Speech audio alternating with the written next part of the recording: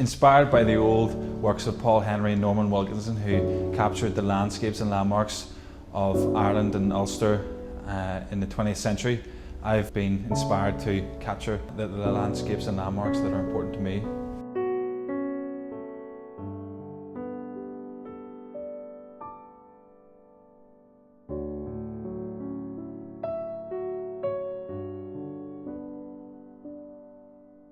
I was very apprehensive about doing the first solo show, and it was quite challenging. It really made me uncomfortable, really stretched me, but that stretching process allows you to grow, allows you to gain new skills and understandings, and if anything just gave me a greater hunger and appetite to do more like that, and to investigate further with my arts and what I was drawn, which was at the time Belfast, and I've broadened my range from Belfast into Northern Ireland and Ulster. Travelling around Ireland, I still haven't truly digested my Ireland in 32. There's a number of wonderful characters I met. Garda Gary Gordon in Kilkenny still is the hero of the trip. I'll never forget getting a Garda escort around the town. I was maybe a little bit unsure about myself and unsure about my work. It's always a big leap to get into a gallery, and I was hugely proud of it, and I wanted to do it, and that was the work that I did, these buildings. I suppose we all suffer from a bit of imposter syndrome, and I wasn't sure about them, and I thought it was watercolour seems more an amateurish. So I just really felt to dispel that lack of confidence, I had to run with the big boys, and the big boys do these huge big landscapes, the Colin Davidsons and the Paul Henrys, and I was really inspired in particular by Sean Keating, who in the 1920s, after the Irish War of Independence, Irish Civil War, he painted Ireland, he painted the new infrastructure, he painted the new leaders, and he was really the person who gave expression to this new state.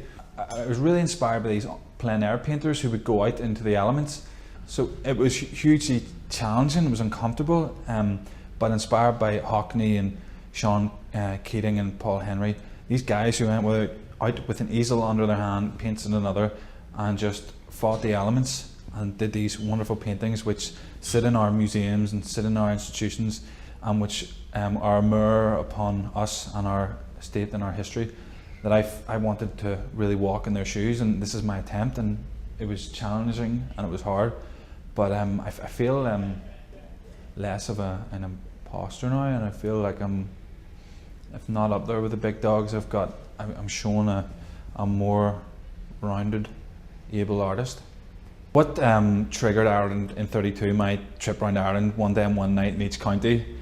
What inspired it was my time in America, and it told me two things. It told me how truly fascinated and absorbed Irish Americans are about Ireland. Not only Ireland, but their home county, their Roscommon and Leitrim and Kerry, or wherever it is that their forebears came from. This total adoration for it. It also told me how little of Ireland I'd seen.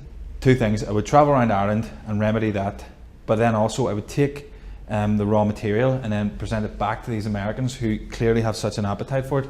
The trip was exhausting. I think people forgot that the night before and the week before that I had been served wondrous hospitality, a huge spread. The weather was good. It was just challenging keeping myself hemmed in. I only had maybe an hour or two or three at the most to do my paintings of the landscape. We're standing beside Stormont here, Stormont Estate, which I stood and had an easel blow in my face. Over those 32 days, again, like that exhibition, by making yourself uncomfortable, if you have this sort of resilience to brace yourself and take the early wins, you can crash through the wall and get a second wind, and all of a sudden it becomes a lot easier. And my drawing skills in those 30 days, a bit like a warm weather training camp or a boxer or an MMA fighter, those intense 8 weeks before the fight, they're a completely different human by the end of it, and I was a completely different artist by the end of it. And that again, just after, like, the exhibition just wanted me to do more. Then after that, it was the next thing, which was I'm going to go back to America.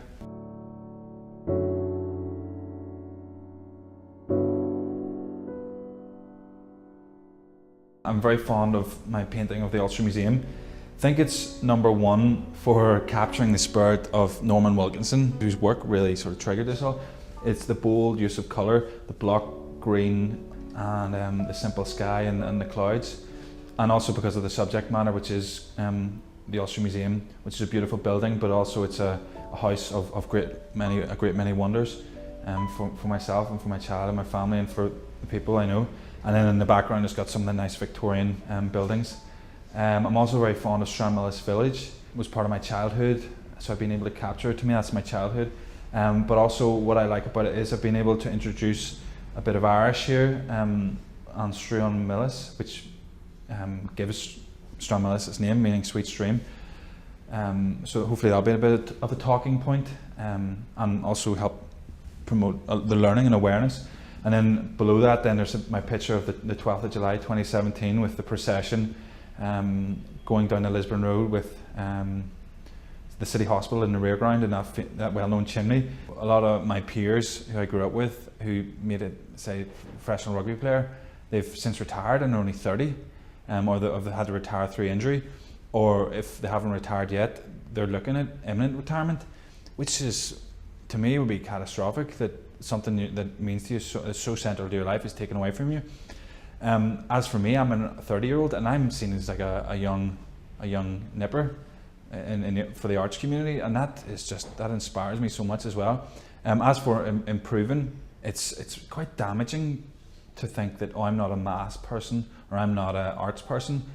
That person there has been knighted by God and bestowed by God with some innate gift. Art is a craft, and it's something that you hone and you get better through practice, repetition, and just by doing. I've been able to show here, if you compare the works here with the works from last year in the space of less than 12 months, what determination can do. And I hope to also tell that story, just to encourage others. In the new year, I look forward to getting back up to Bushmills and going between Belfast and Bushmills and just continue to forge ahead and continue to build and profile in Belfast and Northern Ireland and Ireland, get down to Dublin, and then in the spring get back out to New York and see where it's going to go in terms of this exhibition, which has been penciled in to exhibit at the New York, the consulate in New York, some landscapes perhaps of Ulster and Ireland.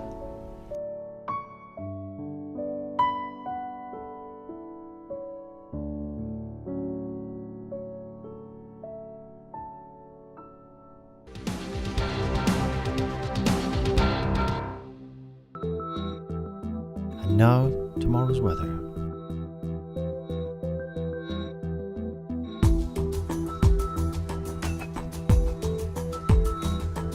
Wednesday, bands of rain will cross eastwards through the day with some drier spells in between. A very mild day with fairly strong southerly winds. Maximum temperature 13 degrees Celsius.